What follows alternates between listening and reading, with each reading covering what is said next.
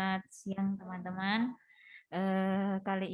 Siang ini kita bertemu lagi di acara refleksi kita yang kelima. Nah, di refleksi kita yang kelima ini kebetulan kita kedatangan narasumber yang sangat istimewa, Ibu Warek yang tercantik di Unisnu, ya. Ibu Warek 2 yaitu Ibu Dr. Aida Nahar. Nah, sebelumnya saya mohon izin untuk membacakan kurikulum vitanya Ibu. Jadi nama lengkap beliau adalah Dr. Aida Nahar SE MSI. Tempat tanggal lahir Jepara 21 November 1977. Alamat rumahnya di Kalipucang Kulon RT 5 RW 3 Wolahan Jepara dan alamat kantornya di Unisnu. Jadi kalau alamat rumahnya di Kalipucang, kemarin kita habis dari Klenteng kita melewati rumahnya Bu Aida. Harusnya mampir. Ya. Jadi Bu Aida ini tetanggaan dengan saya gitu. Oke. Nah, riwayat pendidikan beliau S1-nya itu dari STIE Widya Wiwaha, ya, Bu. Widya Wiwaha Ekonomi Akuntansi tahun 1995 sampai 1999.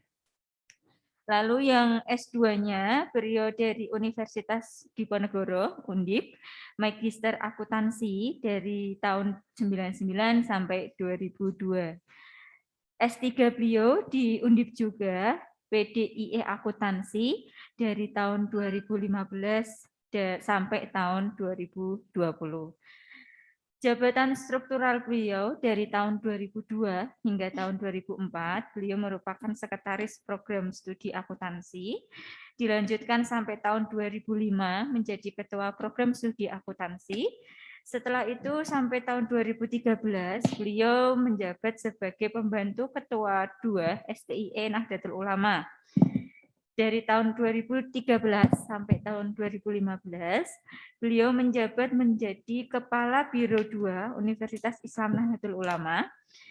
Tahun 2019 hingga 2021, Ketua Lembaga Penjamin Mutu Unisnu, dan 2021 sampai sekarang ini menjabat jadi Wakil Rektor 2 di Unisnu. Nah, ini beliau rektor, kenapa saya bilang rektor tercantik, karena beliau memang cantik sendiri, tapi memang cantik Bu, asli. Gitu. Nah, pengalaman penelitian beliau ini banyak sekali dari tahun 2014 sampai 2020. Luar biasa, ini saya juga harus banyak menimba ilmu dari beliau gitu, karena ini kami ini para junior ini memang harus banyak belajar dari beliau yang ternyata ini judul penelitian juga artikel jurnalnya luar biasa banyak sekali. Wah, luar biasa ini Bu, banyak sekali. Ada juga pengalaman menulis buku beliau dari tahun 2016 sampai 2021, dan sekarang ini juga pengalaman menjadi editor buku ya Bu.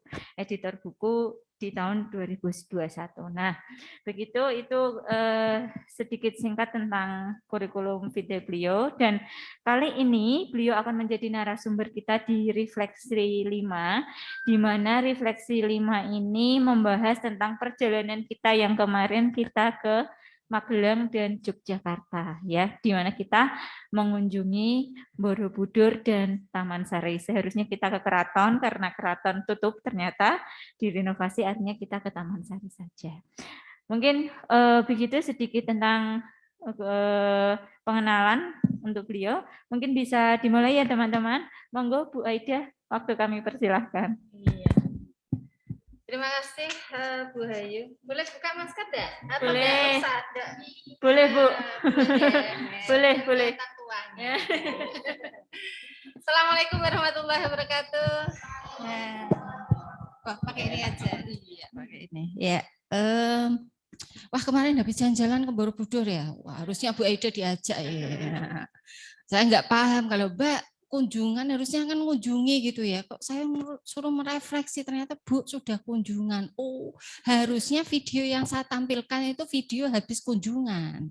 Biar oh ya kemarin itu saya kesini artinya ini. Oh, saya kesini itu begini gitu. Ada guide-nya enggak kemarin waktu kunjungan? Oh ada, wah berarti iso kabeh no. Lah ngapain saya ini? Udah kita ngobrol diskusi saja. Saya di sini bukan berarti tahu segala hal nih. Apalagi Borobudur itu sudah lama, sejak saya lahir itu kan tahun 77 ya, wis tua ya. 77, padahal Borobudur 800-an Masehi. Nah, kalau ditanya sejarah ya paling isane ya maca buku, YouTube gitu ya. Dan dengan bisa juga baca, bisa nonton juga di YouTube, kita menyatukan persepsi saja, yang artinya dengan melihat kemarin kunjungan terus sih artinya opo sih ono Borobudur kayak gitu ya. Ya, jadi ini sifatnya diskusi saja Bu Hayu, Pak Munir ya. Jadi bukan berarti Bu Eda tahu segalanya enggak ya. Kemarin asumsi saya, wah ini harusnya kunjungan sambil ngobrol. Kalau memang sudah kunjungan saja nih ora usah ngais video Yan. Ya, wis kadung ya Yan. Ya, ini oh enggak, oh iya, maaf. Kenalan dulu ya. Oh iya, saya asli Jepara nih ya. Saya asli, tadi sudah dikenalkan sama Bu Ayu. Saya akan ditanya punya saya. Oke, maaf ya. Saya asli Jepara dan memang ya jenengan semuanya ini, Anda semua ini beruntung. Kalau orang Jawa, kalau sudah di Jawa harusnya sidik-sidik udune iso ngomong Jawa. Sidik itu sedikit. Nah, ngerti ya? Nah, jenengan itu bahasanya itu Anda, kamu. Nah, kalau kamu Anda kan dari Jawa kan koirone koyo kaku ya. Kayak biasanya orang Jawa itu seneng jenengan, itu lebih kromo halus. Tingkatan bahasa Jawa kan macam-macam ya. Wah, ada yang sangat halus. Jadi Anda semua ini beruntung bisa kemana-mana gitu, bisa kuliah kemana-mana. Ya, kalau saya ini nggak boleh kemana-mana ini, karena cewek ini. Mbak tahu ya? Nah, yang cewek tahu kan? Nah, sudah familiar ya. Ya, yang cewek-cewek ini beruntung sekali boleh sama orang tuanya. Ya, kalau saya itu dari dulu kalau Unisnu itu kan sebetulnya dari STIE dulu. Nah, STIE dulu STIENU ya. Kalau Stinu sudah lahir waktu saya lulus, ya mungkin saya nggak boleh ke Jogja itu, ya mungkin ya. Tapi karena STIE belum lahir di sini, saya pengennya sih negeri, ya. Saya pengennya negeri. Ya, cuma negeri ini daftarnya sing keduren, pengennya Jogja kan suasananya lebih enak di sana dibandingkan Semarang gitu ya. Ternyata nggak lolos nih di UGM. Ya, kalau nggak lolos, saya dari dulu tuh seneng akuntansi. Ya. Nah, jadi saya milih memang harus ke ekonomi. Gitu. Nah, ekonomi karena orang tua saya orang NU, digolek ke kampus NU itu ya. Nah, Widya Wiwaha itu kampus NU ya, orang-orang NU ya. Jadi dicarikan dulu saya daftarnya ya KPN, UII, gitu. Terus akhirnya enggak boleh sama orang tua, backlist enggak boleh, dah ke Widya Wiwaha saja ya. Itu yang dari ini kemudian dan ada wajib bagi keluarga kami itu keluar kota boleh asal mondok. Iya. Berarti jenengan semua, Anda semua enak ya. Boleh enggak mondok. Saya wajib ain, wajib ain. Wajib ain kan bahasa Arab ya. Fardu ain ya. Bahasanya wajib alaikum. Nah, itu enggak boleh kos. Ya, harus mondok ya. Mondok dulu saya mondok di Kota Gede ya. Sampai alhamdulillah deket. Nah, ini itu saya sini dan setelah lulus juga alhamdulillah sudah dapat kerjaan sambil kuliah, orang tua nggak boleh. Ayo pulang, kamu saya sekolahkan ya minterke balik desa, balik itu kembali ya, bangun desa. Nah, seperti slogannya Pak Ganjar, bangun desa ya, balik desa, bangun desa. Desa itu desa ya. Nah, jadi saya tidak boleh kemana-mana. Nah, jadi ya mau tidak mau kebetulan sini baru bangun STIE tadi tahun 97 bangun, saya lulus 99. Terus sudah tidak usah kemana-mana, udah di sini ya. Padahal sudah dapat kerjaan di Jogja, kita luwih enak, wes ora usah ndelok gaji kene. Bahasa Jawa meneh. Jangan lihat gaji ya, lihatlah ke memang niat orang tua nyekolahkan itu untuk kembali ke desa. Nah, jadi saya nggak beruntung ya, mbak-mbak semua ini ya, itu mbak mas. Kalau mas kan cowok memang boleh kemana-mana. Saya bandingke ku emansipasi loh, cewek maksudnya ya. Beruntung sekali bisa kemana-mana ya. Saya mau kenalan nih, ini dari mana saja ya. Saya pengerti nanti, siapa tahu saya, siapa tahu saya bisa ke tempatnya mbak-mbak dan mas-mas ini. Mulai dari mana nih cewek ini ya, ya mbak. Ya.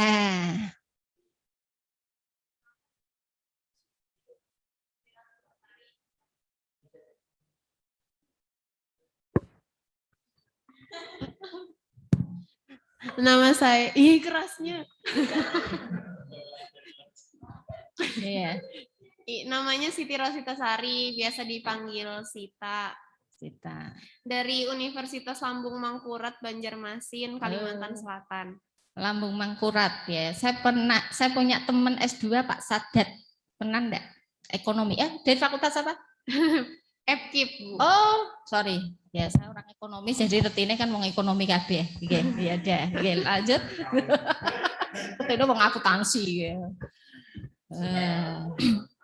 Oke, perkenalkan nama saya Farah Diva Mukoago dari Manggilnya apa? Diva aja. Diva. Ya. Oke. Dari Universitas Negeri Manado, Sulawesi Utara. Oke, Manado Sulawesi. Oke, mangga. Assalamualaikum warahmatullahi wabarakatuh. Waalaikumsalam. Perkenalkan saya Rehani Akmalia dari Universitas Timik Widya Cipta Dharma Samarinda. Samarinda. Iya. Oke, Samarinda. Lanjut.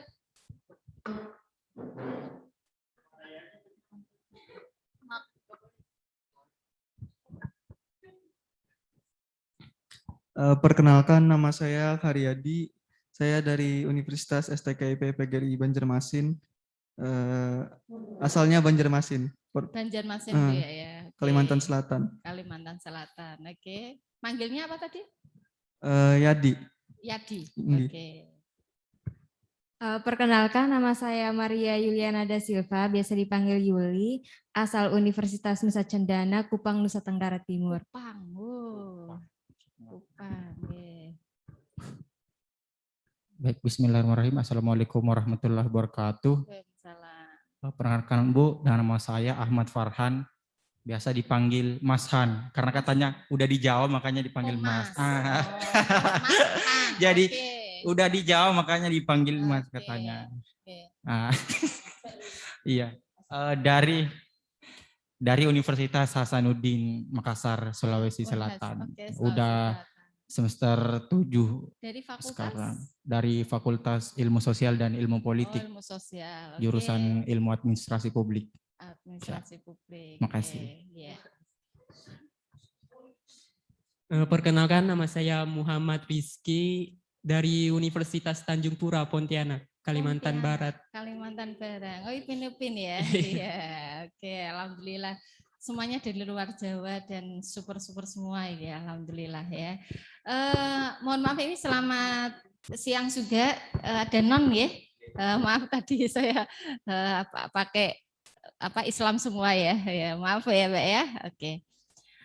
Itu ya perkenalan kita ya. Jadi beruntung sekali saya jadi iri deh ya. Wah, Bu, kapan saya waktu nom ya muda ya. Pas mudanya ya bahasa Jawa ini nom ya. Enak ya, muda keliling-keliling gitu ya. Ya beruntunglah jenengan wis ngerti kok dengan semua ya, sampai ke Unisnu Jepara ini. Dan Jepara itu banyak wisata loh ya. Kalau hanya ngingok Kartini tadi kan belum mandi ya. Nyemplung tahu enggak? Jebur ya. Enggak ya. Kapan-kapan sendiri ke Bandengan mandi ya. Iya. Oh sudah. Waduh, rak sido promosi. Ya, nyemplung, kudunya nyemplung jebur ya. Kalau kan enggak merasakan. Oke. Sekarang karena saya ditugasi tidak daerah Jepara, jadi saya enggak boleh promosi Jepara ini ya. Yuk kita merefleksi perjalanan mas-mas dan mbak-mbak ke Borobudur dan Taman Sari ya, karena saya sudah menyediakan video. Yuk kita mengingat kembali, benar enggak? Yang kemarin kita kunjungi itu namanya Borobudur ya. Monggo Mas ditayangkan saja. Oh ini berarti nginguke dong, kasihan mahasiswa ya. Sakjane ning kene ora apa-apa Mas. Ya iki durati to aku ngomong Jawa, ora apa-apa, ora apa-apa. Karena saya ngomongnya sama orang Jawa ya. Artinya layarnya kalau di sini sebenarnya enggak masalah gitu. Biar mahasiswa enggak gini gitu kan. Nah, ora apa-apa, ora apa-apa. Ya. Ini sekaligus sejarah Borobudur ya.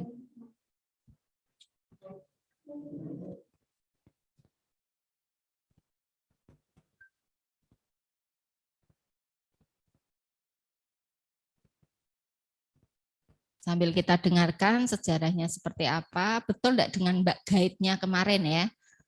Mbak Guide. Pak Guide. Pak Munir.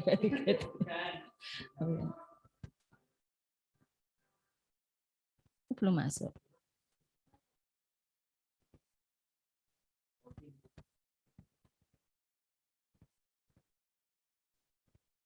Oh, ada yang daring ya. Saya sapa dulu. Halo Mbak yang cuma satu ya? Oh gitu, UAS. Oke, dapat cuma satu ya. Mbak siapa tadi? Oki. Coba. Dari mana itu? Bali. Oh. Halo Mbak Cok. Okta ya? Ya, halo. Halo, ya. Dari mana Mbak? Dari Bali. Dari Bali, oke. Dari fakultas apa ini atau universitas apa? Asal universitas dari Universitas Pendidikan Ganesha Singaraja Bali. Prodi Pendidikan Bahasa Inggris. Bahasa Inggris. Wah, mantap ya bahasa Inggris. Podo buhayu. Ya. Oke, ya, yuk kita dengarkan dulu.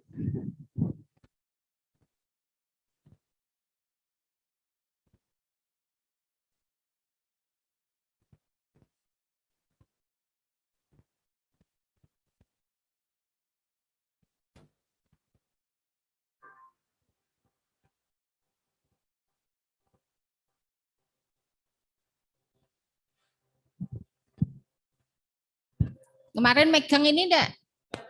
Oh, enggak boleh ya? Berarti enggak boleh sampai puncak itu?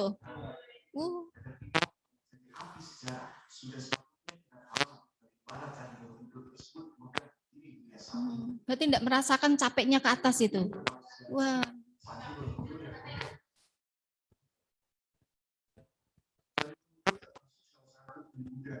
Sapi atau kuda terbesar di dunia. Kemudian sampai dibangun pada abad ke-8 ini sudah ditetapkan oleh UNESCO sebagai salah satu warisan budaya dunia. Terdapat sejarah panjang dalam berdirinya Candi Borobudur. Sampai saat ini tidak ditemukan bukti tulis yang menjelaskan siapa yang membangun Borobudur dan apa tujuan pembangunan candi ini. Diperkirakan Candi Borobudur dibangun pada tahun 800 Masehi. Perkiraan waktu pembangunan candi didasarkan pada perbandingan antara jenis aksara yang tertulis di kaki untuk karena bangga dengan jenis aksara yang umumnya digunakan pada prasasti kerajaan abad ke-9. Candi Borobudur dibangun pada masa kerajaan dinasti Syailendra sementara maka pada tahun 701 hingga 800 Masehi. Estimasi proses pembangunan Candi Borobudur menghabiskan waktu 75 hingga 100 tahun lebih. Kalau Candi Borobudur baru benar-benar mampu 100% pada masa pemerintahan Raja Surakarta pada tahun 822 Masehi.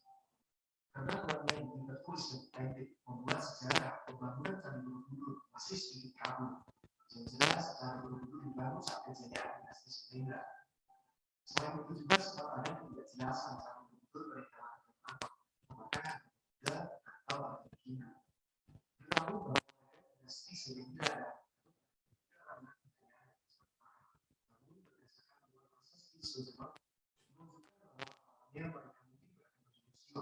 itu memang banyak dibangun berbagai candi hidup dan juga ada juga candi suci selalu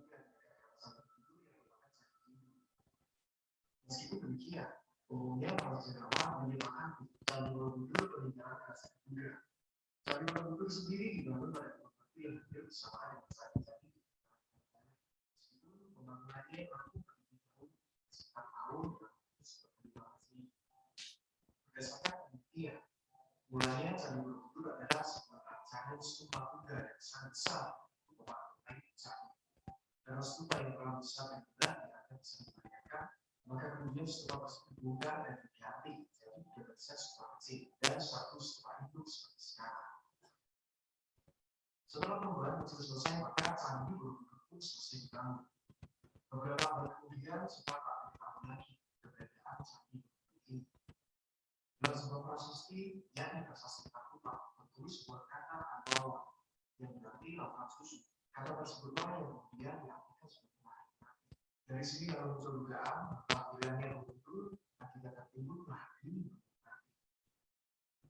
Lalu pada masa Katolik berada dalam pemerintahan Pulau Jawa.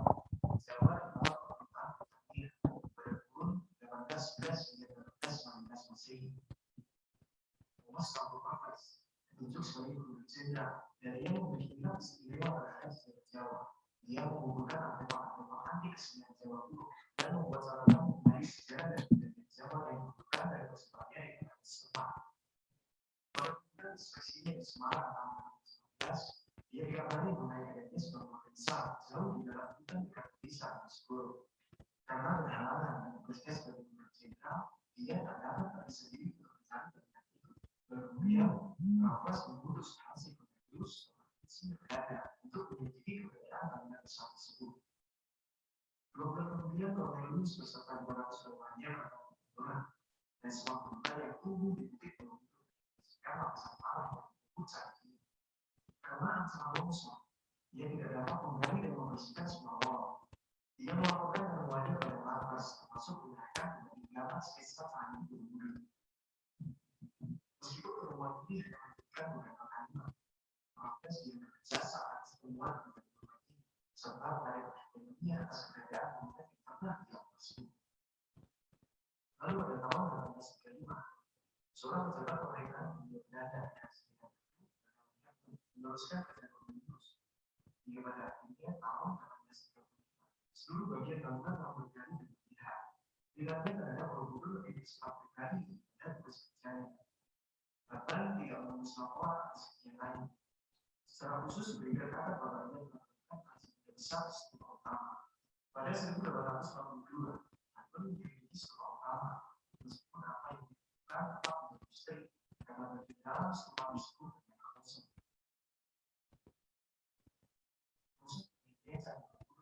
Oleh pemerintahan Belanda ini terjadi selama 5 tahun. Dalam waktu yang cukup lama tersebut, Borobudur juga menjadi korban keserakahan para penjajah. Banyak bagian dari Borobudur telah menjadi sumber cendrawasih dan pendapatan dan pencuri, menjadi candi serta level pembuat tema. Salah satu bagian yang paling banyak dicuri adalah kepala kaca kuda. Karena untuk membawa seluruh bagian dari kaca kuda tersebut tidak mudah. Oleh karenanya, malah mencuri kaca sengaja menyingkirkan bukan patung tersebut hingga pertanyaan apa. Itulah sebabnya kini Borobudur banyak ditemukan kaca kuda yang tanpa kepala. Tindakan penjara situs bersejarah ini bahkan salah satunya direstui oleh pemerintah Indonesia.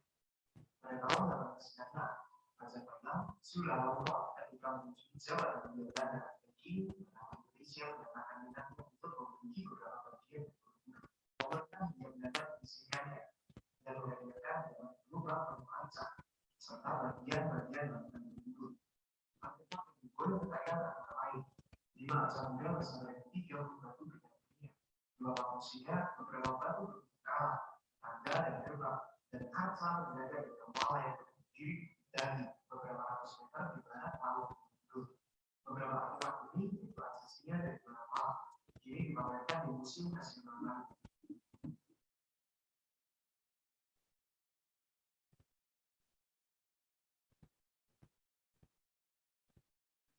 Sejarah artefak tersebut terus berlanjut.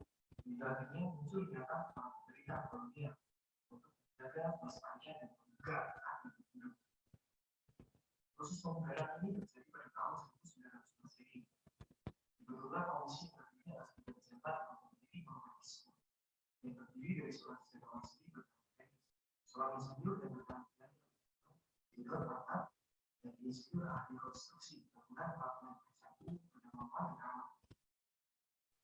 Pengukuran samping dilakukan dengan pengertian dengan hal-hal yang dilakukan antara lain gabungan suhu bangunan dan batu yang mengatakan penguatan lantai lantai pertama dan pembenaran tentang stupa utama. Dalam proses pembenaran tersebut juga dilakukan menggunakan halaman candi sekian kawasan. Proses pembenaran candi Borobudur dilakukan pada tahun 1927 hingga 1911 Masehi. Setelah Indonesia merdeka, pemerintah pun beberapa kali melakukan pembenaran meski berskala kecil. Pada akhir 1942, Indonesia telah mengajukan permintaan berdasarkan sebesar demi melindungi pemerintah Indonesia bekerjasama dengan UNESCO mengambil untuk terkait dengan candi. Dalam satu proyek besar yang dimulai sejak tahun 1995 hingga tahun 1992. Setelah dinovasi, tepatnya pada tahun 1991, UNESCO kemudian memasukkan candi Borobudur ke dalam daftar situs warisan dunia dan masuk ke dalam budaya.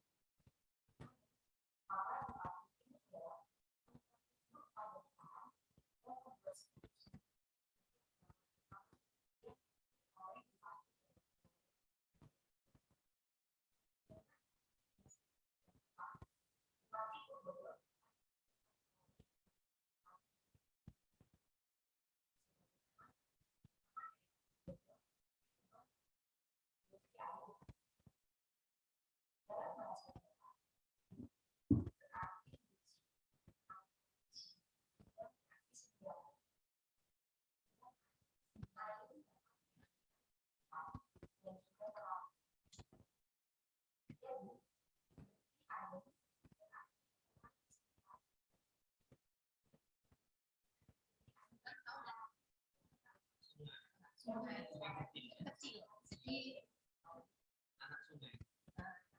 Kayak kakek itu ada air mancurnya di sawah biasanya.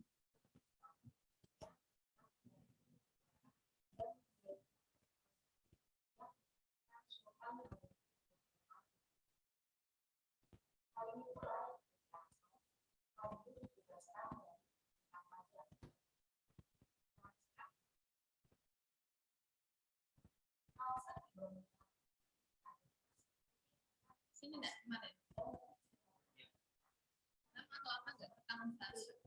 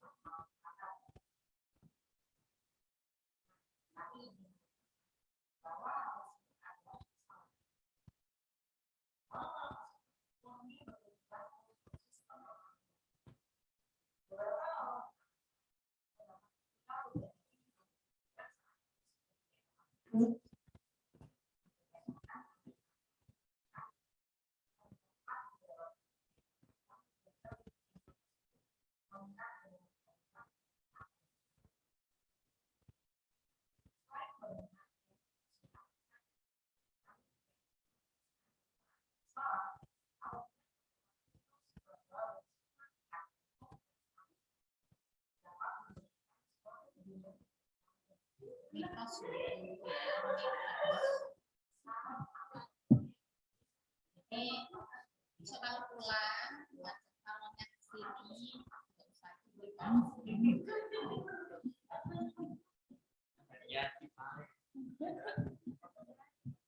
ini keraton perlu deh nggak perlu ya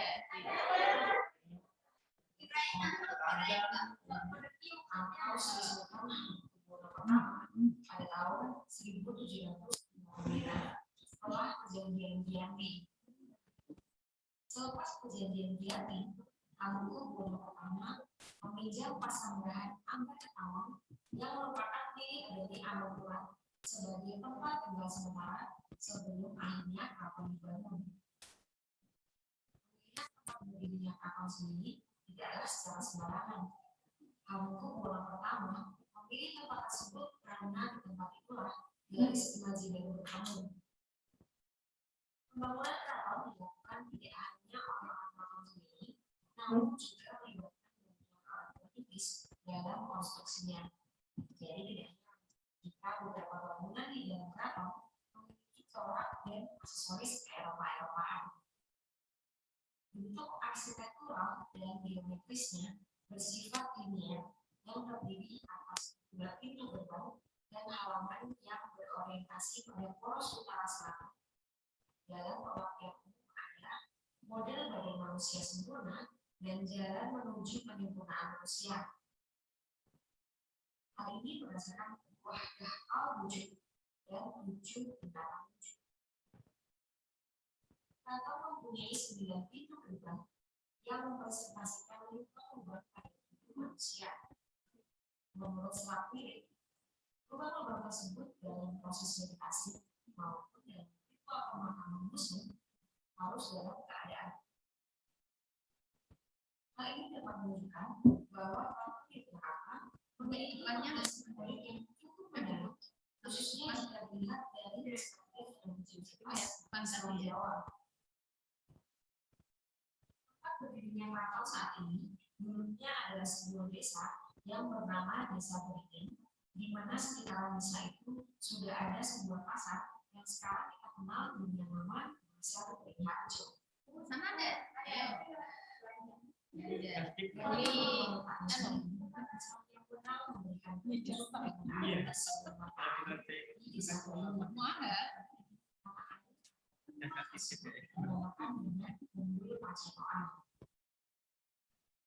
Umat Pacekoan sendiri merupakan tempat sangat sakral yang berada di dalam keraton dan tidak sembarang orang bisa mengakses. Dalam pembangunan keraton tidak bisa lepas dari alun-alun, kemudian pendopo, dalam hal ini adalah pavilion keraton, serta masjid. Perbedaan masjid adalah bukti kemajuan keraton secara Islam.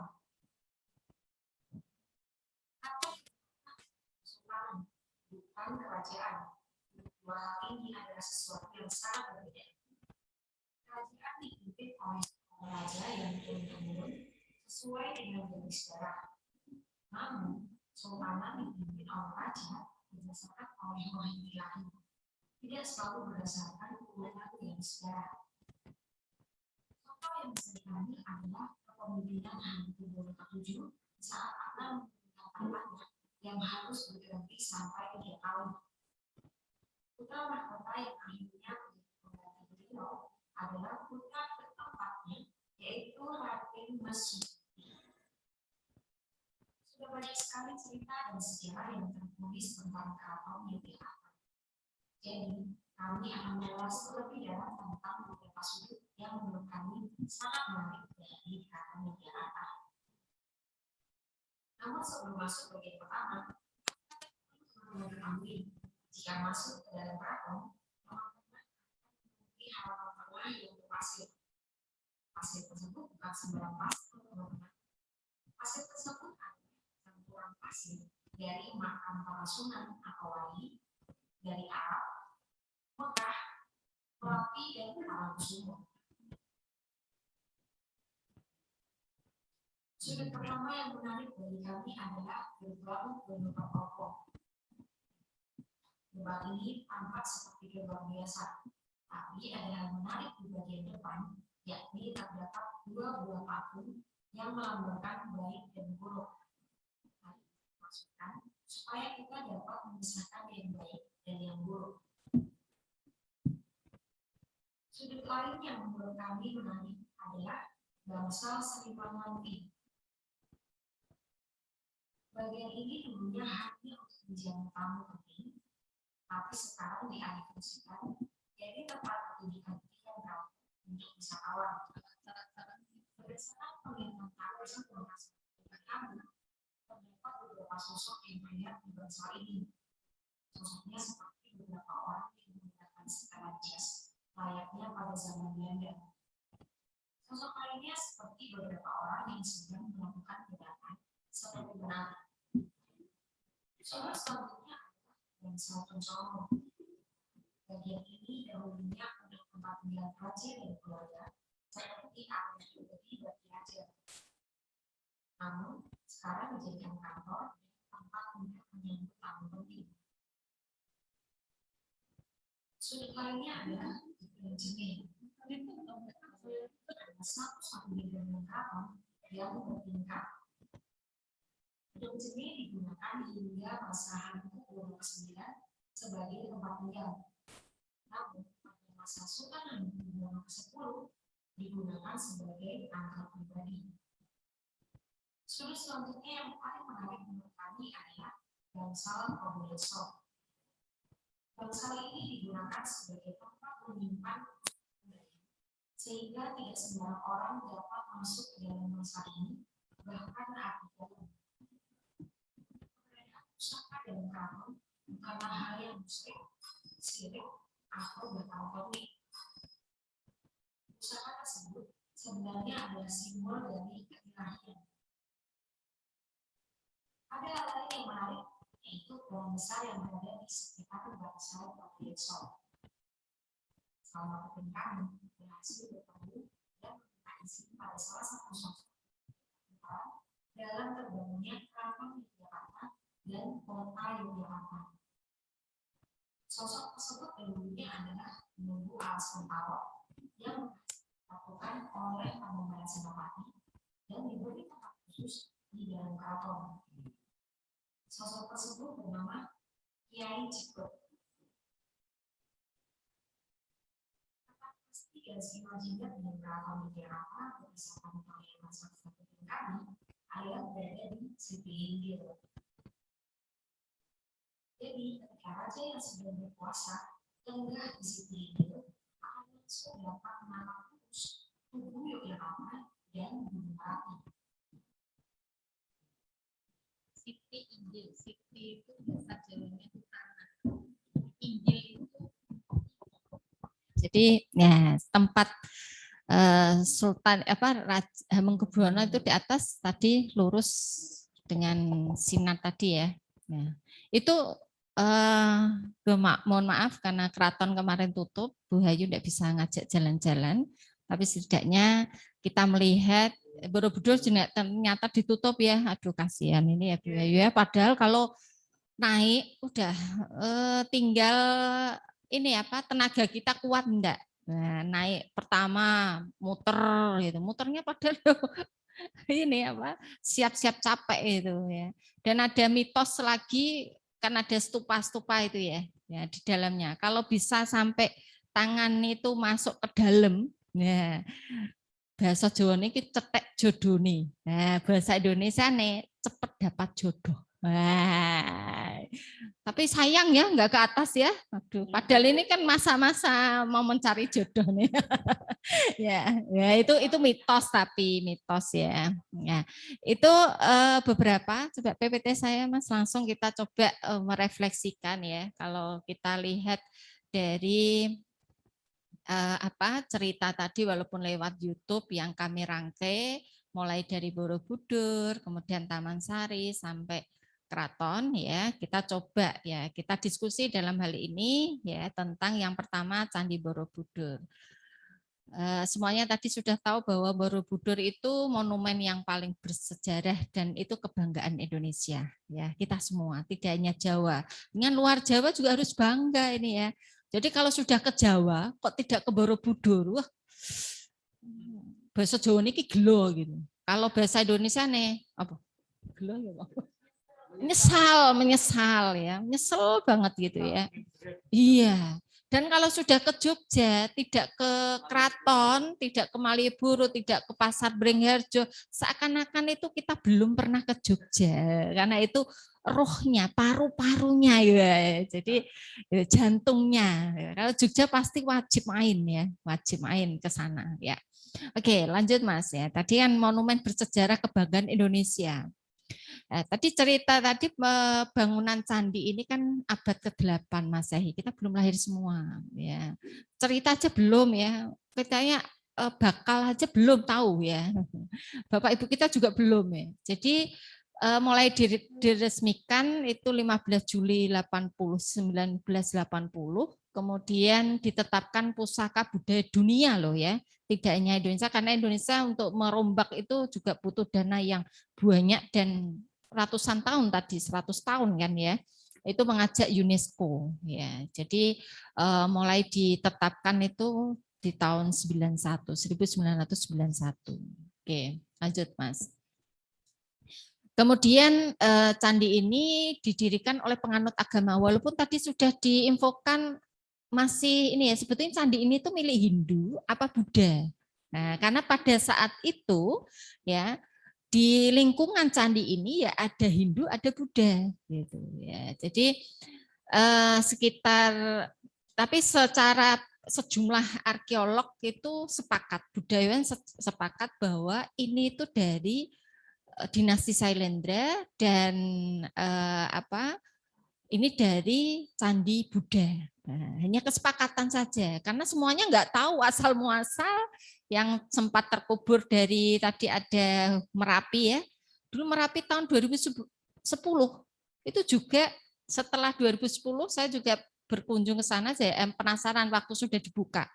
Begitu Merapi meletus, kemudian sekian tahun ditutup ya, terus dibuka, saya sempat memang banyak yang hancur, terus debu-debu ini belum, karena membersihkan sekian banyak itu kan enggak secara bertahap itu dibersihkan, tapi debu vulkaniknya masih menempel itu. Jadi enggak semegah yang awal dulu dibangun setelah UNESCO itu ya. Jadi saya masih, waktu saya kuliah kan 90-an ya, 99, saya 95, 99, kebetulan teman saya dan dekat Borobudur ya, jadi diajak gitu. Jadi kalau Pales pulang, teman pondok ini ya yang kuliahnya di IAIN IAIN Jogja, ya yuk ke Borobudur gitu. Kalau orang kampung ya rumahnya deket banget ya, di belakang rumah ya.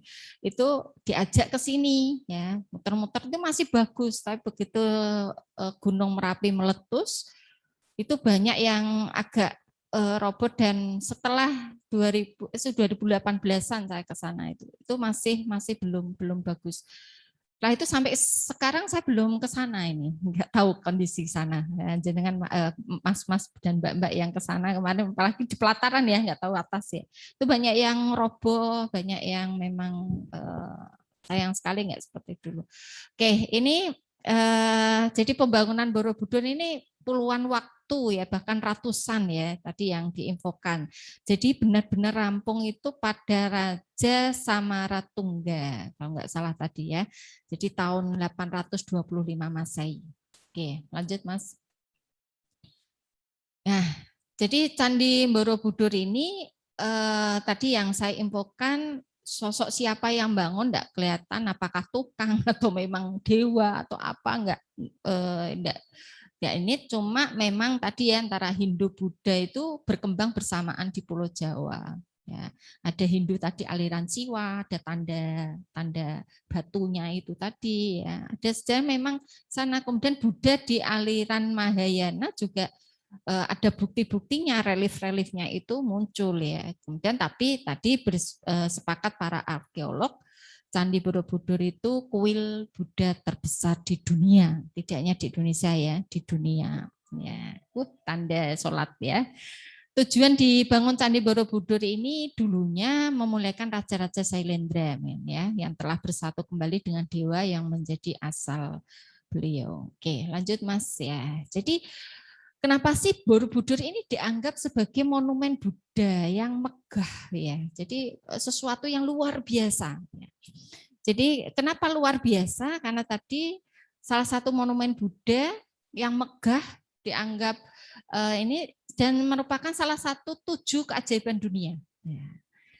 Jadi ada kenapa yang menjadi suatu kebanggaan ya, menjadi luar biasa itu apa? Yang pertama ada 504 ya, 504 patung Buddha. 504. Jadi kalau dengan di pelataran di atas patung-patung Buddhanya tadi yang kepalanya pada hilang itu ya. Iya, Iman ya. Pada hilang karena dulu kan belum dikelola dengan baik ya. Ya, jadi pada hilang itu ada 504 ya. Kemudian ada 2.672 relief. Ya, kalau di tembok-temboknya tadi kan ada gambar relief-relief. Itu menurut cerita itu sejarah candi. Ya, jadi ada seperti peperangan, kemudian ada ini gambar patung-patung yang relief loh ya, reliefnya itu cerita berdirinya Borobudur. Sampai ada tulisan Jawa itu yang Honocoroko itu yang Latin itu ya, nah, nggak bisa baca mesti. Saya aja sulit kok. Dulu dapat pelajaran Honocoroko, bariku lali ya. Habis itu lupa maksudnya. Aku gremeng tapi emang gue bahasa Jawa, biar nggak tahu ya. Artinya kami orang Jawa dulu itu juga dapat pelajaran suruh nulis bahasa Jawa Honocoroko tadi ya, yang kayak melunting-melunting ya. Tadi kan ada itu gambarnya. Nah itu ada tulisan-tulisan seperti itu bisa dibaca dari bahasa oh itu gimana, Honocoroko, gimana itu ada. Zaman SD, ya, saya SD ada pelajaran bahasa Jawa. Ya. Kemudian 2 juta ini enggak kelihatan, 2 juta apa itu Mas? Diperbesar itu ya. Iya, 2 million ya, apa ini? Ya. Batuan vulkanik. Ya, kalau nggak salah itu bahasa Inggris. Oh, tadi yang Bali ya. Halo, bahasa Inggrisnya yuk diterjemahkan ya Bu Ayu ya. Batuan vulkanik berukir rumit yang dirakit menggunakan teknik ya yang rumit tanpa menggunakan semen. Kalau kita itu bangun kan pakai semen, itu enggak. Jadinya pakai ya, batu, memang betul-betul batu gitu. Ya, betul-betul batu. Ya. Cuma dari sejarah nggak tahu batunya dari mana gitu ya. Apa di sana memang ada batu gitu ya. Tadi kan ceritanya kan terkubur ya, terkubur adanya Gunung Merapi meletus. Mohon maaf ada azan, kita dengarkan dulu ya.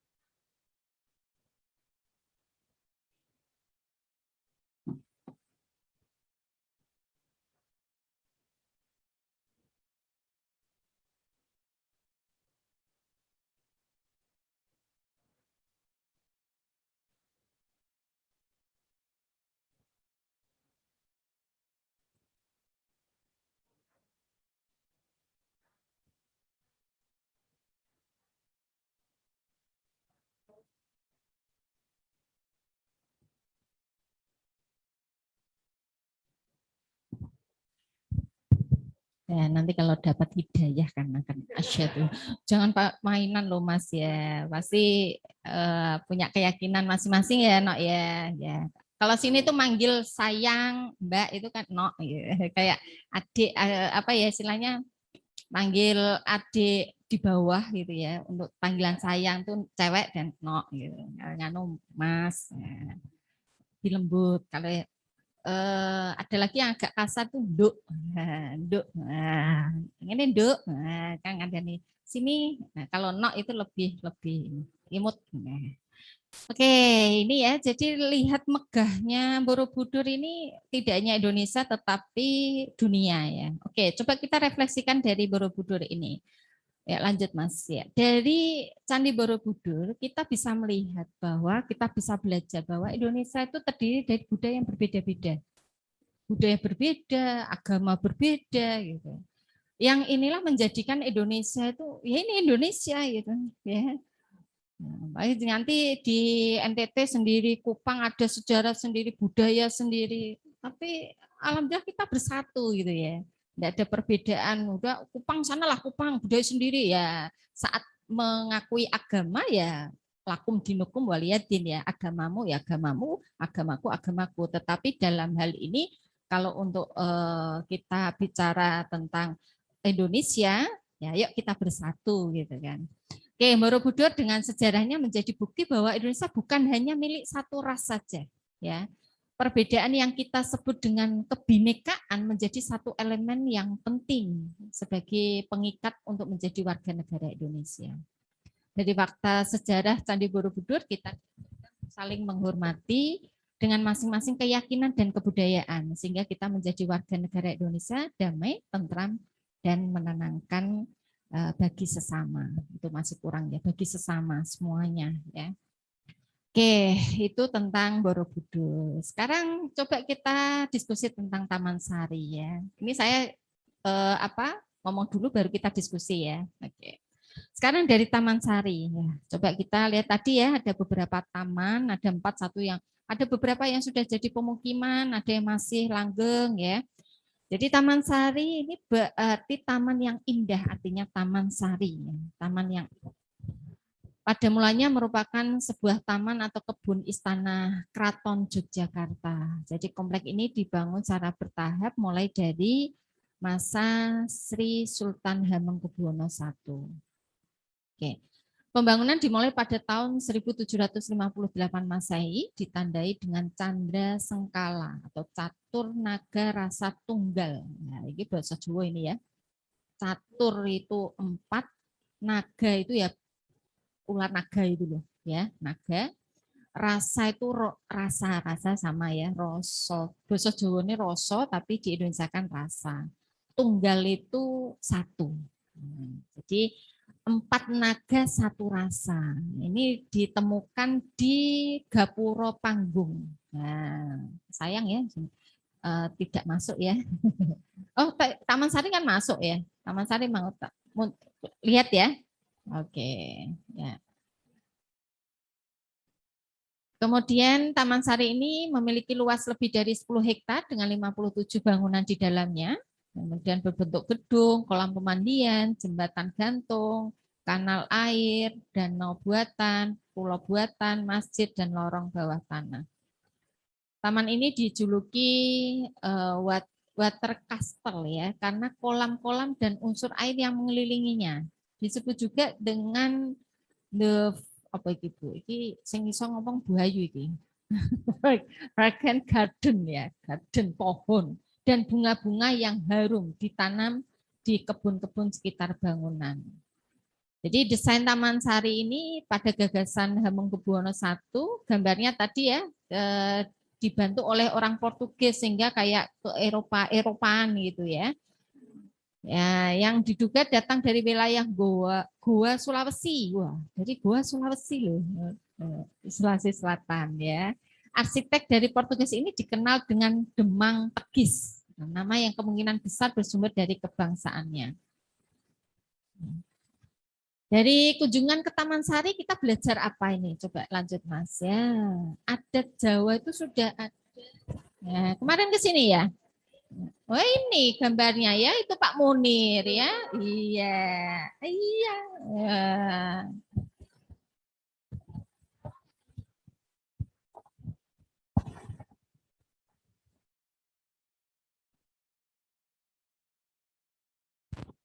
Berarti punya saya ini. Oke, dari sini kalau kita lihat ya, adat Jawa itu sudah ada melekat sebelum berdirinya NKRI.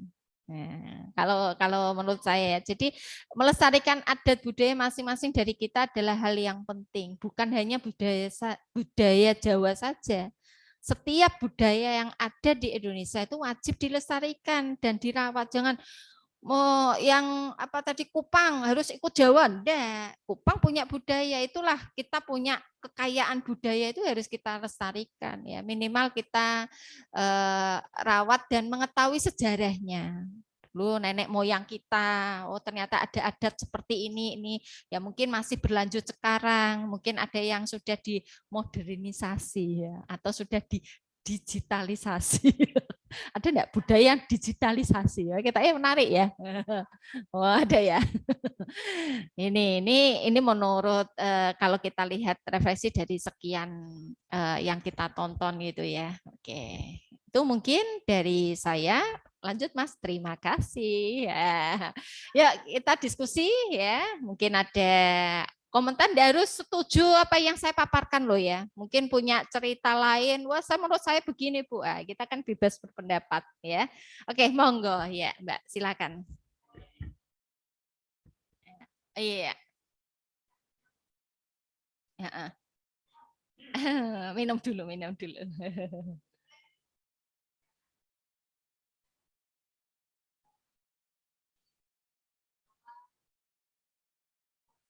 Enggak, ya.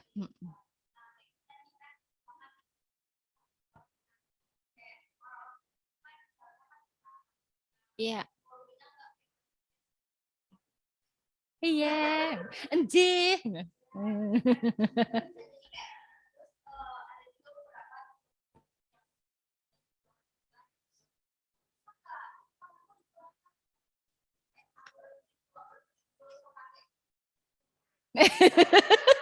Tapi malah lucu ya. Iya.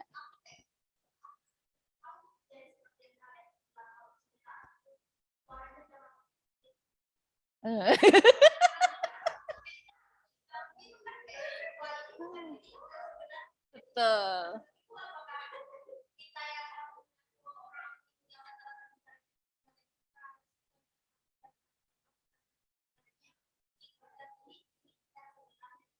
Iya.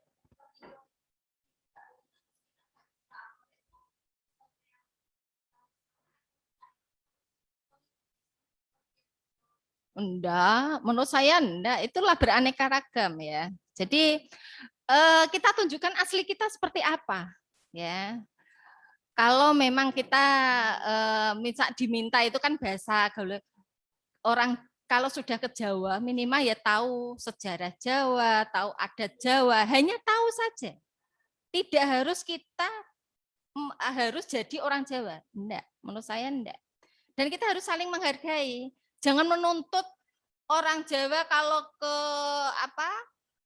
Banjarmasin ke Kupang, saya harus jadi orang sana, suara saya harus keras. Enggak. Cuma supaya kita berkomunikasi enak ya, kita bisa memahami, saling toleransi, harga menghargai ya kan tadi. Tidak harus saya jadi mereka, mereka jadi saya. Menurut saya enggak. Salah itu. Itu hanya gaul, bahasa gaul dengan teman-teman pengen tertawa saja. Coba kamu jadi orang Jawa, coba tak kasih jarik gitu ya. Jarik tahu nggak?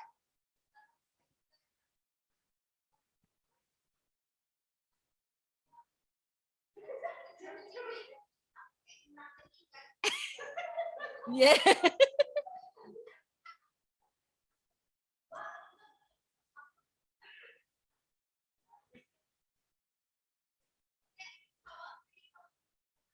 Iya, betul, betul. Itu bukan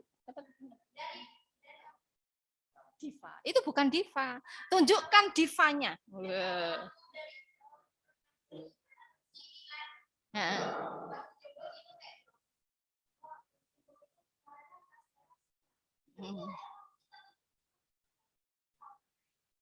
Betul.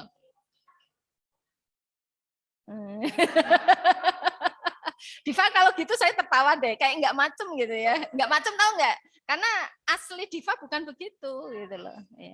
Iya.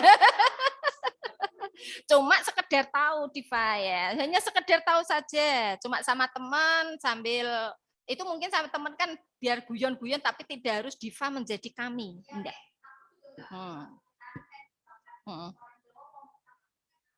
Iya.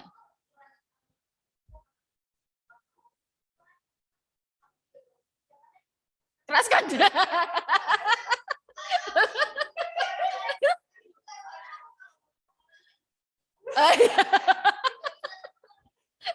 Sepakat dua ya. Artinya kita saling menghargai lah. Ya, betul. Iya. Gitu ya. Jadilah diri kita sendiri. Cuma kita berada ini ternyata Indonesia itu beraneka ragam cara budayanya, cara berperilaku dan sebagainya. Ini harus kita ternyata kalau sana itu begini, kalau Jawa begini, hanya sekedar tahu saja. Kalau pengen mempraktekkan juga boleh, tetapi bukan berarti, kecuali nanti diva jadi orang sini loh. Nah itu beda. Oh ya, beda loh ya. Gini, kalau Diva jadi orang Jawa, ya kalau jadi orang Jawa, misal dapat orang Jawa, otomatis Pak.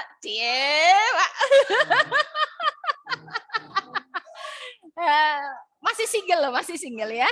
Oke. Nah, itu beda. Artinya apa? Diva itu kan harus ngikut suaminya kan.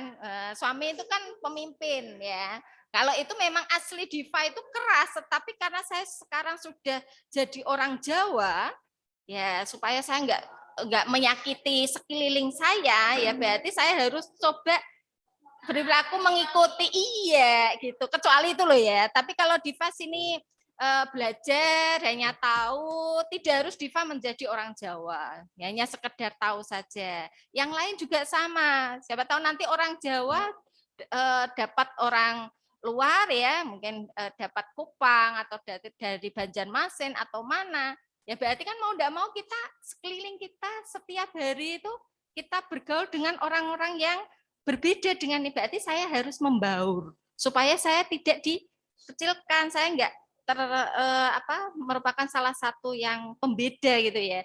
Saya berusaha untuk menjadi mereka karena saya sudah bergabung dengan mereka gitu. Kalau hanya belajar, kita hanya sekedar tahu, tidak harus merubah Diva menjadi orang Jawa, harus merubah ini enggak. Tapi yuk kita coba ini apa? Itulah keanekaragaman di Indonesia yang harus kita saling toleransi ya. Kalau di bahasa kita itu harus tawasud tawazun. Nah, ini yang di Nahdlatul Ulama ya. Jadi iktidal, tawazun, tawasud ya. Itu harus kita lakukan gitu, Diva ya.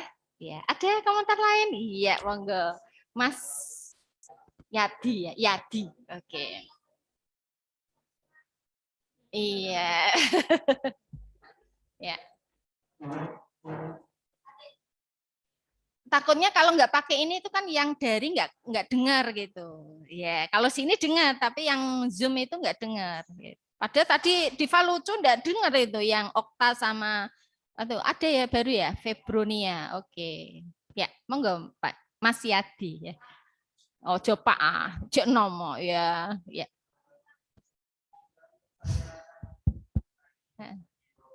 Oke.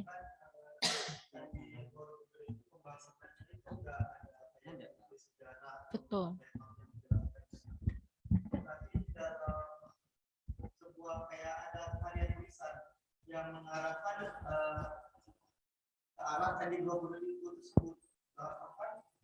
Nama candi itu orang masih nggak ada yang tahu sebenarnya nama candi itu. Betul. Terus juga artefak yang masih ada terlihat itu nggak bisa dibaca oleh sejarawan atau apa.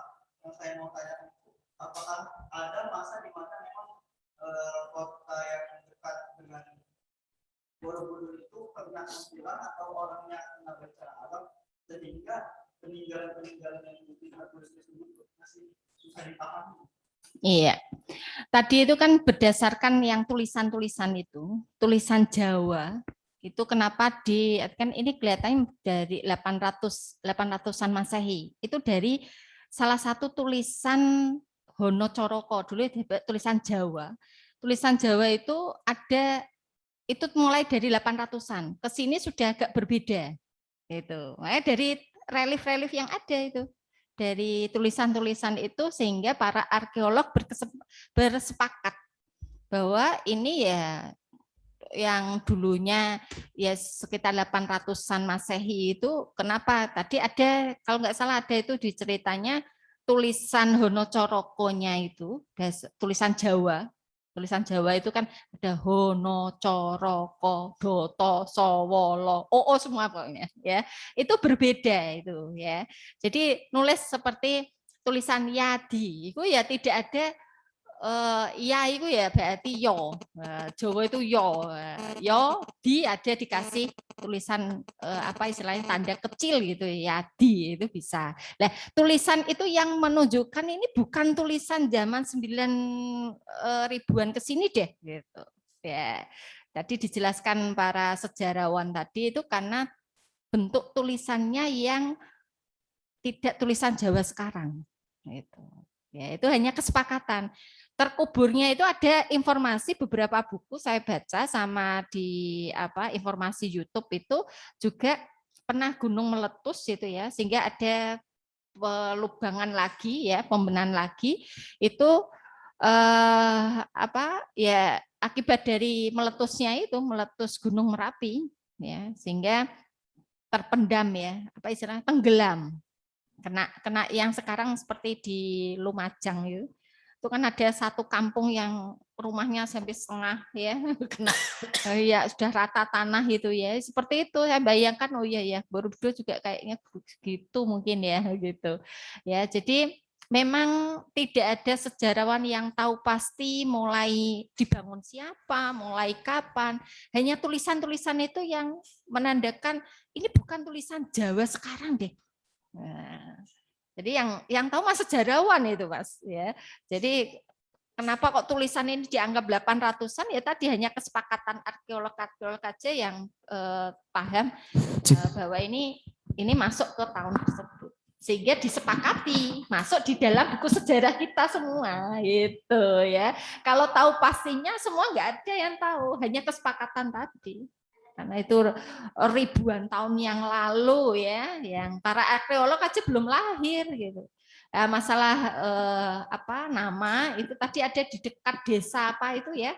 Tadi kan desa apa tadi saya lupa. Nama desa itu dulu namanya Desa Boro. Ya, jadi dekat desa itu hanya pakai nama itu gitu. Jadi kalau dibilang ini pastinya nggak ada yang tahu pasti, hanya kesepakatan. Yuk kita sepakat ya.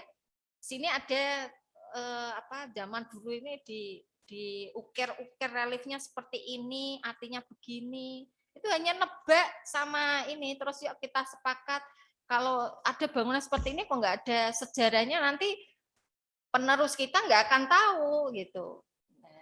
Jadi gitu Mas Yadi. Menurut saya, karena saya juga nggak tahu pasti, hanya modal membaca sama mendengar, melihat. Ya, sama waktu main-main ke Borobudur juga kalau tanya orang sekitar ya nggak ngerti. Saya nggak tahu, tiba-tiba saya di sini dan nenek moyang tingkatan berapa itu. Saya punya Mbak Ina itu yang belakang Borobudur persis. Jadi saya sering ke Borobudurnya itu gara-gara beliau diajak pas pulang. Ya udah pulang yuk. Nanti main ke Borobudur. Tenang kalau saya enggak bayar. Langsung lewat belakang rumahnya itu langsung. Nah, jadi kemarin belum sampai ke atas kok Mbak. Saya baru lihat ini terus naik lagi gitu. Tapi kalau satu timing pengen naik muter, kemudian naik lagi muter, saya yakin walaupun jenengan ada semua itu sebagai pendaki gunung yang saya kira kecapek deh.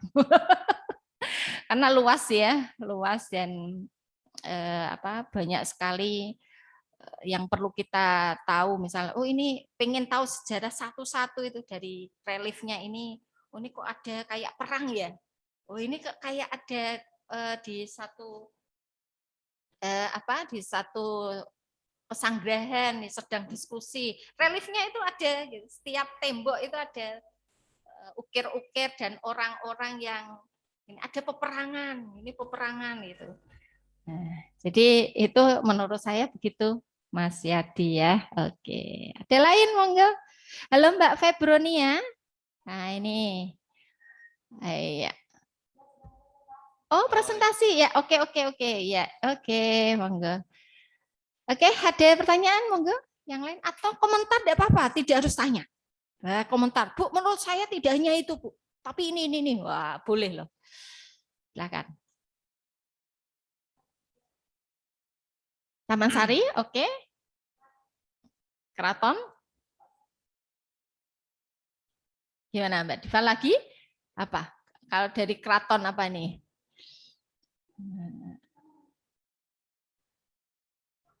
Enggak apa-apa. Yuk. Enggak apa-apa. Komentar tidak harus tanya ya. Tidak harus tanya. Yuk kita memberikan pendapat bebas loh ya. Boleh. Namanya komentar kan menurut tadi kemarin berkunjung, terus tadi saya tayangkan ada video ya. Kami cuplik dari beberapa sumber ya, kita jadikan satu yang menurut kami itu sumber yang valid ya. Sumber yang valid yang bisa kita percaya dan bisa kita jadikan acuan itu sebagai sejarahnya. Ayo nak, nak aja panggil nak ya orang Jawa. Ayo Mbak, gimana? Ya di Banjarmasin, Mangkurat. Iya. Apa? Calep. Calep itu apa? Oh, ini sana tuh dapat info gitu. Ya Allah. Banjir bandang atau memang hujan itu? Hujan ya. Oh, tapi memang sering banjir. Enggak. Tahun-tahun sekarang ya. Wow, ya ikut prihatin. Oke. Ya, jadi jangan sedih ya. Nanti nelpon aja orang tua ya. Bisa dibantu apa? Saya hanya bisa bantu doa, apa gitu ya. Oh, Mama Tiri. Iya, jadi ketahuan deh punya Mama Tiri. Kayak Bu Aida punya Mama Tiri. Iya, sama. Iya.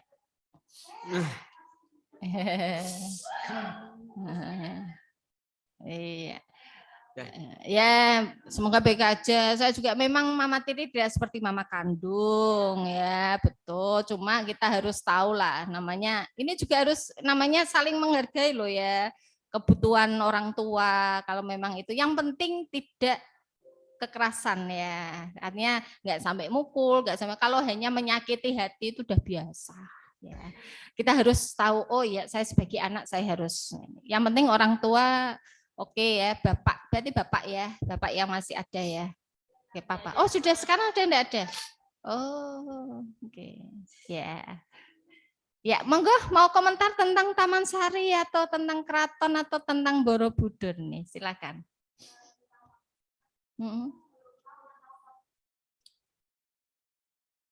Oke. Jati.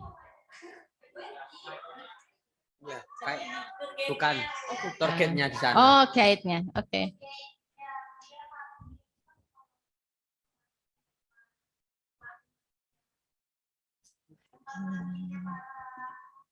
Selir betul. Iya, cuma tadi diinfokan itu dari sejarah mitos ya, itu untuk menjatuhkan nama Sri Sultan ya. Ya memang semakin tinggi jabatan ya, semakin angin itu bisa merobohkan, hati-hati ya. Oh gitu ya. Wah. Oh tinggal milih. Tapi juga nggak ada enaknya deh. Mikir rakyat deh ya. Oke. Ya oke. Sudah tahu tadi beberapa mitos. Mitos yang lain tadi ya. Nah itu yang berciuman terus menjadi langgeng. Itu juga mitos ya. Nah itu nggak usah kita percaya. Dan Borobudur tadi ada mitos juga. Yang tadi meraba stupa sampai dalam kok bisa. Dulu itu dalam tuh ada kayak tatung kecil gitu ya, ada batu gitu. Sekarang banyak yang hilang loh. Saya juga sayang itu ya. Jadi kalau masuk ya kok bisa menggapai apa yang ada di dalam, berarti akan cepat dapat jodohnya. Gitu. Itu mitos ya, tidak boleh kita percaya ya. Ya, itu yang lain monggo. Oh iya, Mbak Diva lagi, silakan.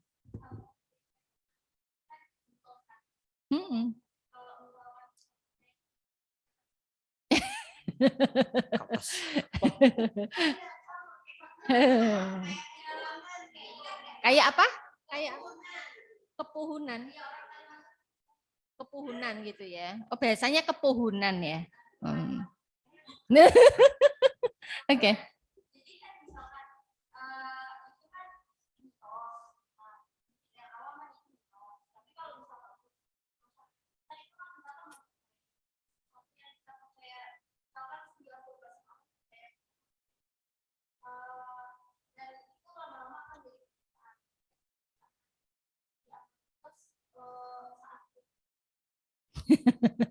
Ya ini. Contoh realnya. Contoh real tadi ya, meraba itu banyak juga terjadi. Intinya gini, kita sebetulnya itu dari keyakinan kita ya, hati kita. Contoh nggak usah jauh-jauh mitos tadi lah. Saya yakin, saya percaya kalau saya sudah yakin bahwa saya kuliah di Unisnu ini akan menjadi sukses. Suatu keyakinan. Keyakinan berarti apa yang kita yakini ini berarti menjalani itu kan enak. Wah, saya percaya ini. Berarti saya tekun di sini. Apa yang saya lakukan yang akhirnya memang terwujud cita-cita positif tadi. Gitu. Jadi yang kita tanamkan di hati ya, itu biasanya akan terwujud karena kita meyakini hampir 90% tadi. Tetapi dalam hal ini kalau memang itu terjadi ya wallahu a'lam ya. Biasa semua dari kehendak Tuhan Yang Maha Esa, ya kan? Biasanya apa yang terjadi apa yang kita pikirkan. Contoh lagi, saya percaya bahwa saya tuh nggak mau obat lah. Saya percaya hanya minum ramuan ini sembuh. Karena di hati kita sudah meyakini sembuh. Ternyata ya sugestinya juga sembuh gitu. Itu menurut dia, tapi kalau orang lain hanya enggak iya, masih 50% enggak iya. Semuanya pasti yang di atas ya sama Tuhan ya. Tapi dalam hal ini apa yang kita pikirkan biasanya itu yang akan kita temui. Jadi berpikirlah positif-positif. Ya, walaupun itu mitos. Misal kok Mbak Diva pengen dapat jodoh Jawa. Dapat jodoh Jawa. Mitos saya lakukan, saya percaya ini, walaupun untuk mitos. Siapa tahu terwujud. Tetapi bukan wujudnya itu menjadi kenyataan. Karena belum pernah ada penelitian loh. Karena belum pernah ada yang meneliti bahwa berapa persen sih yang percaya mitos itu akhirnya kenyataan. Ya kan? Ya, kalau ya. Dan itu hanya kasusku. Karena ya jari. Ya. Katanya tanda petik. Ya. Katanya itu loh dulu ada mitos lagi. Sudah ke Muria belum? Belum. Dulu waktu mau ke sana itu full Bu dari bawah. Di Menara Kebusnya saja full, apalagi di atas. Muria. Murianya. Soalnya jalannya itu kan. Kalau Muria ada mitos lagi. Oh, ini ngomong mitos loh ya. Jangan bawa pasangan ke Muria. Pasti putus. Iya. Artinya kan enggak masalah ya kan. Nah, itu mitos, tapi ya katanya iya loh, terjadi. Belum pernah neliti berapa persen. Jadi jangan menjadi itu suatu menjadi kenyataan enggak. Tetap itu mitos. Menurut saya mitos ya. Nah, jadi tidak mitos terus jadi kenyataan itu menjadi tidak mitos enggak ya. Nah, itu. Jadi karena apa yang terjadi, apa yang kita pikirkan, kita positive thinking saja ya. Pengen sukses berarti kerja. Kita berpositive thinking, saya harus sukses. Seperti kayak Maria Teguh, apa yang diinginkan selalu positif kan. Kalau selalu negatif, wah, bikin aku ngopo ya? Bahasa Jawa. Ini nanti saya ngapain ya habis lulus ini? Kenyataan loh. Karena apa? Mindset kita, pikiran kita selalu negatif. Pasti nanti saya nganggur ya.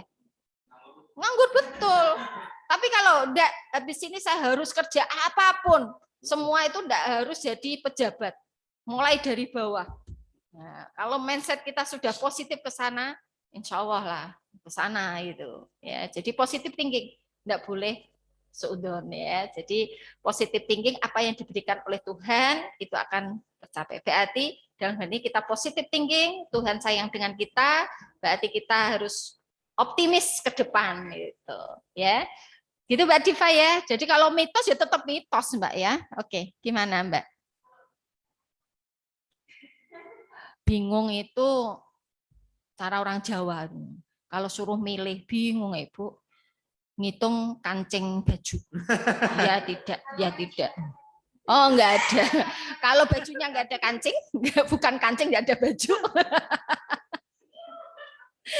Ngitung jari. Ya, itu belum yakin itu. Kalau masih bingung belum yakin. Dan itu kejadiannya juga masih ngambang itu. Ya, kalau dalam Islam itu kita disarankan sholat, ya minta petunjuk ya, istikharah, kemudian ya sholat yang dianjurkan sunnahnya itulah ya. Kalau dalam Kristen monggo Mbak siapa tadi?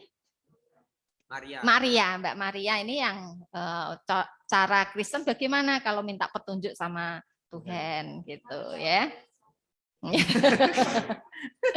Kalau di kita di Islam ada cara-caranya. Kalau bingung berarti itu belum merupakan suatu keyakinan ya. Jadi ya antara jadi dan tidak itu. Ya mah harus milih jodoh kok bingung Bu antara ini sama ini. Di sholat istikharah dulu ya. Nah, caranya bagaimana? Woi, itu tugasnya Pak Munir itu. Tapi Pak Munir udah membuktikan ya. Oh iya. Belum ada yang disarohi. Gitu, ya. Itu harus ini dari sisi kita sendiri, optimis kita harus punya suatu kegiatan. Jangan punya istilah moto ya. Saya satu hari ini harus baca walaupun satu lembar. Atau saya bingung mau ngapain itu. Berarti nggak punya perencanaan nih, ya kan? Saudara ini semua kan kuliah ya. Nah, pengennya nanti lulus cepat, terus pengen kerja, atau pengen wirausaha, atau pengen jadi ibu rumah tangga, kan jelas ini, ya kan? Walaupun nanti berjalannya waktu ternyata nggak sesuai kenyataan, ya kita harus belajar ikhlas. Di bahasa Islam ikhlas ya. Kalau kita harus rela dan kita harus bangkit. Yang penting kita optimis itu, ya. Punya moto apa? Yang jenengan target ke depan tuh apa? Target ke depan saya pengen jadi apa? Kepala sekolah. Kepala rumah tangga. Betul, nggak pengen nikah. Iya. Oh ya. Itu jangan cita-cita. Cita-cita tuh yang positif. Ya, walaupun nanti nggak terrealisasi, kita itu nggak ini, mosok cita-cita kok nggak nikah gitu. Ya. Iya, walaupun keinginan itu kan sebenarnya cita-cita juga kan. Iya. Kalau seperti itu pasti nanti arah laku semuanya apa kita ya. Kalau saya cita-cita besok nggak mau nikah. Pokoknya saya mandang cowok itu podo cewek kabeh. Saya berlakukan sama. Nanti kalau sudah punya moto seperti itu, tingkah laku Mbak Diva nggak apa yang dia akan pasti mengarah ke sana. Secara tidak sadar. Secara nggak sadar.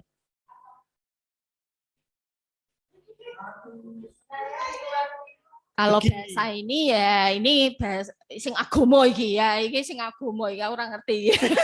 Kalau saya ya, kalau menurut dengan minta pendapat saya ya dari si agama nanti Pak Rektor aja ya atau siapa iki? Pak Sahal.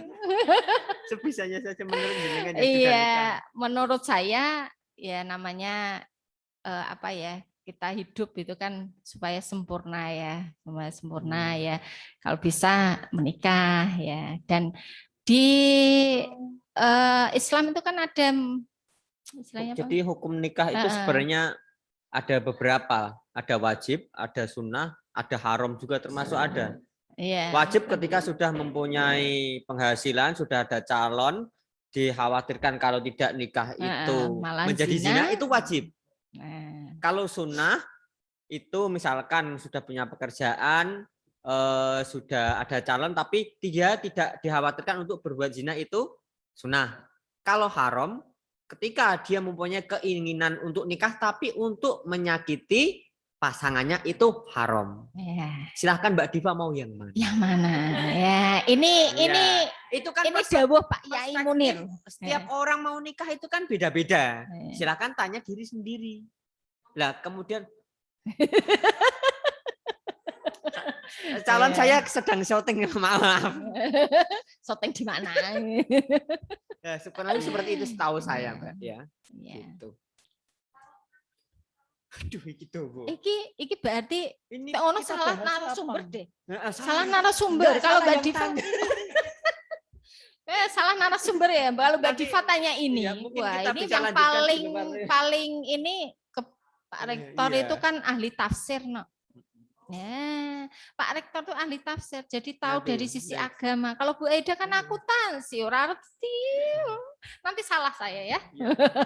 Jadi lain waktu saja kalau pengen menggali tentang agama, mungkin difasilitasi ya apa yang menjadi topik apa yang pengen. Mungkin saat ngaji kitab apa ikut. Oh iya, di kitab waktu pagi itu hari Al-Hikam, Jumat ya, lalu ya itu kan ada membedah kitab itu kan sumber semua dari kalau kita dari Islam ya itu dari bisa beberapa ikut kitab, itu kitab-kitab ya. salaf Ya biasanya. kalau dari sisi Mbak Maria mungkin bisa lagi dari Injilnya itu ya. Jadi kita lihat perspektif yang harus ini ya. Kalau saya disuruh bagaimana itu hanya perspektif saya.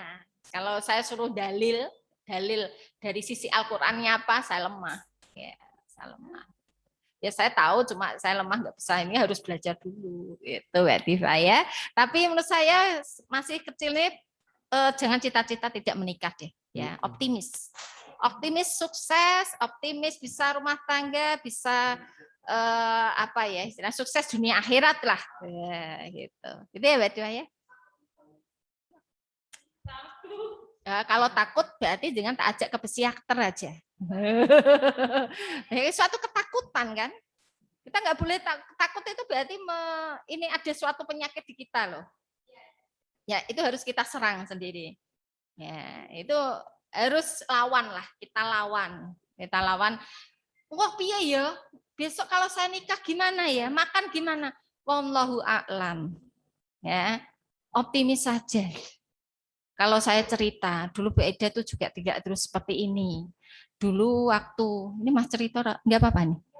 Ya, ini saya cerita pribadi ya. Dulu kami itu kampusnya yang ini, sebelah ini. Ini masih bagus ini. Dulu saya itu masih satu lantai, separuh, yang sudah keramikan, sudah ini. Kami swasta. Dan Bu Eda, kalau tanya Bu Eda enggak ngelamar negeri. Nah, kebetulan sampai sekarang tidak pernah mencoba menjadi pegawai negeri. Nggak tahu, sudah pesimis mungkin ya tadi ya, sudah pesimis ya dan tidak mau ribet-ribet lah. Pegawai negeri kan ribet ngurus kartu kuning, ngurus ini dan sebagainya. Pokoknya saya enjoy di mana? Dulu cita-cita saya tidak jadi guru, tidak jadi dosen. Karena orang tua saya guru ya. Saya dididik memang di lingkungan guru. Kemudian dari keluarga yang terbatas cukup karena guru itu kan gajinya berapa. Nah, semua sudah tahu guru di Jawa itu gajinya ya sedikit. Kalau dihitung matematika itu nggak cukup 1 bulan. Kalau saya dulu waktu di SCE saya gaji pernah 100.000 zaman 99, 100.000. Tapi cukup itu? Kalau dihitung matematika nggak bisa. 1 bulan saya 1 hari misal zaman 99 itu saya harus makan misal minimal 10.000. 10.000 kali 30 aja sudah 300.000. Gajinya 100. Tapi alhamdulillah sekarang sudah gemuk. Ya kan? Nggak bisa dihitung matematika.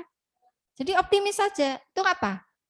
Barokah. Nggak tahu dari mana tiba-tiba kita bangun tidur delalah, bahasa Jawa niki delalah. Kalau bahasa Indonesianya tiba-tiba. Nah, ujuk-ujuk, bahasa Jawa niku ujuk-ujuk delalah. Ya. Bangun tidur, tahu-tahu ada tetangga ngasih makan. Enggak jadi masak. Ya kan? Nah, kayak gitu kan enggak bisa dihitung matematika. Kayak bicara hidup itu enggak bisa dihitung matematika. Zaman saya karena masih single 100.000 ya enjoy aja kan gitu ya. Begitu keluarga masih 100.000, betulan suami saya belum kerja saat itu. Karena saya sudah tunangan 2 tahun dari nenek, enggak boleh lama-lama. Karena orang Jawa itu tunangan enggak boleh lama-lama. Ya, harus kalau bisa 1 tahun nikah itu. Tapi karena saya masih kuliah S2, ya saya enggak mau ya. Tapi ternyata dari orang tua mendesak suruh nikah. Suami saya belum kerja. Ya alhamdulillah bisa hidup itu. Mulai saya nggak punya kendaraan, terus suami saya ambilnya kedokteran, saat itu masih koas. Sudah dilepas oleh mertua, harus biaya sendiri. Mau tidak mau sampai dari sisi penghasilan saya nggak mungkin biayai koas ya. Terus akhirnya ikut dokter kapal ke Sulawesi, kemana itu kan ada kapal ya, ke Kalimantan. Saya pernah ke ini loh, ke Kalimantan, ke pulau terpencil. Nah, nanti saya tanya suami deh, lupa saya. Saya pernah ikut sekali ini, dokter kapal setiap 1 bulan mendarat di rumah, meneruskan koas, uangnya untuk bayar SPP. Jadi saya hanya lantaran masuk, saya bayarkan koas. Saya simpan lagi. Jadi 1 bulan kapal ya, kapal penumpang itu kan ada dokternya. Dia walaupun belum dapat gelar doktor ya, belum gelar dokter, tapi dia bisa praktek karena di bawah payung temannya yang sudah dokter gitu. Ya, akhirnya ya alhamdulillah Mbak, punya anak 1 waktu itu ya. Saya juga bingung dulu yang ngomong siapa, bayar ngomong berapa, hitung matematika nggak cukup. Jadi secara Islam kayak gitu itu namanya barokah. Optimis saja, bismillah, rezeki yang ngatur Gusti Allah. Gitu ya, yang ngatur Tuhan yang Maha Esa. Jadi jangan takut. Ketakutan itu hanya pada diri kita sendiri. Dan alhamdulillah sampai sekarang ya, semula nggak punya sepeda motor, akhirnya punya sepeda motor ya. Terus akhirnya merambah lagi, walaupun punya mobil elek-elekan, punya lah gitu ya, mobil 1, lanjut lagi. Apa? Yang penting tekun, yakin, dan harus tetap positive thinking. Itu menurut saya, usaha wajib. Nah, itu pengalaman, maaf ya, malah merenen tekan didi tadi karena dia pesimis ya, pesimis, takut ini nanti gimana. Saya mengalami sendiri mulai dari 0. Saya pernah nggak punya apa-apa. Jadi mulai dari 0, tapi jangan takut, optimis saja, positive thinking, usaha. Beruntung bagi yang orang tuanya pinter, kaya, ya itu beruntung lah, menemukan suatu keberuntungan. Tapi jangan takut ya, menghadapi masa depan. Itu ya Mbak Diva ya. Oke, yang lain gitu? Ada lagi? Monggo. Mbak Maria ada komentar? Ya, sudah lihat candi enak ya. Subhanallah, kalau bahasa kita itu subhanallah, kalau di Kristen apa berarti? Enggak, puji Tuhan ya. Istilah mengagungkan sesuatu ya, mengagungkan sesuatu ya. Jadi itu kalau dihitung cara ngukir piye tadi, naruh batu gimana, itu sudah sejarah, tidak pakai semen itu. Lah pakai apa, Bu? Ya batu, itu kan batu diukir kan? Ya batu kok diukir ya? Ayo, kok ora licat ya tangannya ya. Ya ada alatnya pasti, ya ada alat. Gitu, kalau tidak ada komentar lagi, tidak ada pertanyaan, saya kembalikan ke Bu Hayu. Kurang lebihnya saya maaf. Ketemu lagi, monggo kapan-kapan ya ke sentra batu bata. Di saya itu di Kalipucang, dengan kemarin kan ke Klenteng ya, ke Welahan. Itu melewati rumah saya itu kan di perempatan itu, kalau batu batanya sedang dibakar, ya, itu kan kayak mendung-mendung gimana kan, ada asap gitu ya. Nah, kalau di pegunungan sih asapnya enak seger gitu ya. Kalau di situ sangit. Nah, jadi jangan ini ya kaget kalau nanti Bu Hayu atau Bu Aida karena orang sana tiba-tiba kok bau sangat ya Bu ya. Berarti tetangganya habis bakar batu bata. Pengen tahu cara buat batu bata? Main ke tempat saya. Itu ya. Oke, itu mungkin dari saya, kurang lebihnya saya mohon maaf. Assalamualaikum warahmatullahi wabarakatuh. Iya, kami ucapkan terima kasih kepada Bu Aida yang sudah berkenan memberikan sedikit motivasi juga ke teman-teman, dan juga merefleksi kegiatan yang sudah kita lakukan di Yogyakarta dan juga Magelang. Nah, untuk teman-teman yang sudah tidak ada pertanyaan, mungkin juga waktunya sudah habis ya. Ini sudah mulai jam 4, sudah waktunya juga pulang. Sekali lagi kita ucapkan matur suwun ke Bu Aida, mungkin teman-teman. Nah, Nah, untuk yang teman-teman daring juga terima kasih sudah gabung. Dan untuk info presensi mungkin nanti minggu di hari Sabtu nanti saya rapel semuanya ya, mulai dari yang kelenteng kemarin. Ya, terima kasih sekali lagi kami ucapkan terima kasih Bu Aida, matur suwun sekali sudah memberikan banyak motivasi ke teman-teman, juga merefleksi kegiatan-kegiatan yang sudah kita lakukan. Mungkin kita foto dulu Bu sebelum pulang. Foto di depan ya, kayak seperti biasanya.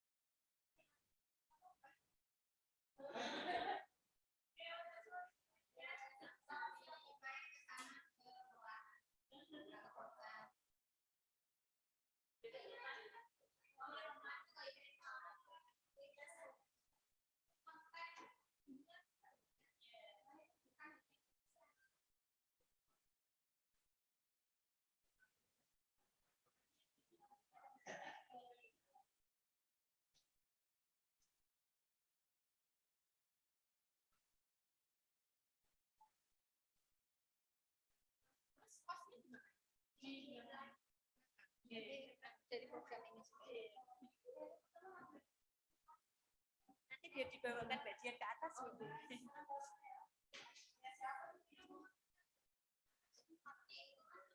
Yang cewek satu rumah ya cowok satu. Kos-kosan sih Bu, betul.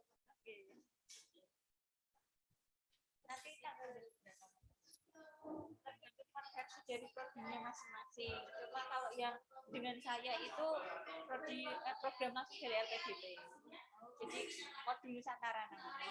Jadi program langsung dari LPDP langsung dikasih SKS 2, short SKS 2, terus nanti langsung dikasih kegiatannya itu ada 25 kegiatan. Terserah yang mata saya. Sini hanya mata kuliah. Berapa SKS di sini? Semua 20.